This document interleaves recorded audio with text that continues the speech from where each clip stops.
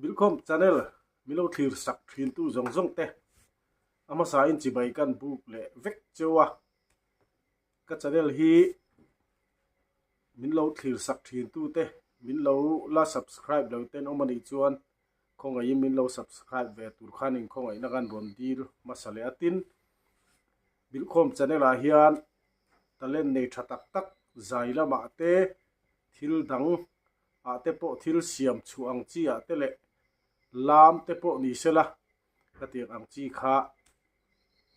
phau chuat tlak te kan omani chuan kan in phau chua sak thei renga ka phone number da a hian WhatsApp ten min ron thon thin turin kan so min kan gen chewa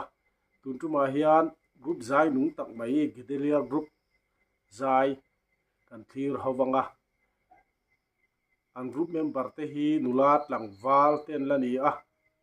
ko khat le khotlang ta na mi tangkai tak tak mi in mang tak tak ten ni a an zai hi tharawin na thok na sa a nung hle maya chu chu tun tum video a hian kan ngai tha in kan thlir ho don ani i lo thlir hawang u